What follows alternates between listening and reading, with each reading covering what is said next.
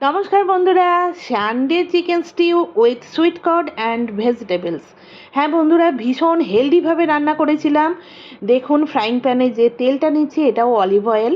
Olive oil হালকা গরম হয়ে যেতে গোটা গরম মশলা, আদা কুচি, রসুন কুচি, কাঁচা লঙ্কা চেরা, ফ্রেশ কারি পাতা কয়েকটা, দুটো গোটা পেঁয়াজ, টমেটো কুচি, ছোট্ট ছোট্ট করে কাটা ফুলকপি, লম্বা করে কাটা ঝিঙে, লম্বা করে কাটা পটল, গাজর আর পেঁপে, এইগুলো সমস্ত কিছু দেওয়ার পর হালকাভাবে নাড়াচাড়া করে নিচ্ছি।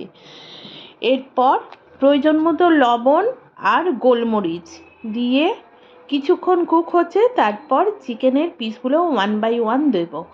যেহেতু একটা মিক্সড চিকেন স্টিউ হবে এবং ভীষণ হেলদি হবে, তাই আমি হাই ভলিউম করব না, অল্পই করব, যতটা দরকার ফ্রেশভাবে রান্না করব এবং খাওয়া হয়ে যাবে।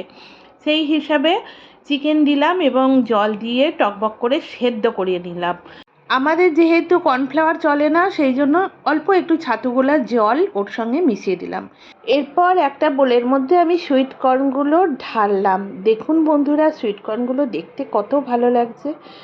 টোটাল সুইট কর্ন যতটা ছিল সবটাই ওই টকবক করে ফোটা স্টুর মধ্যে দিয়ে দিলাম।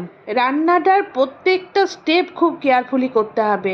আমি যে মুরগির ডিমটা ভাঙলাম সেটাও খুব সাবধানে ভাঙতে হবে। শুধুমাত্র এগ হোয়াইটটা টকবক করে ফুটতে থাকা চিকেন স্টুর মধ্যে দিয়ে আর খুব সুন্দরভাবে নাড়াচাড়া করে দিলাম।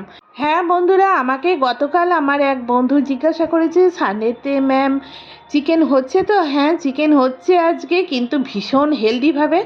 দেখো, স্টুটা হয়ে যাওয়ার পর গ্যাস অফ করে দিয়ে ওপর থেকে স্টিউ মশলা দিয়ে স্ট্যান্ডিং টেম্পারেচারে আমি রেখে দেব উইথ লিড।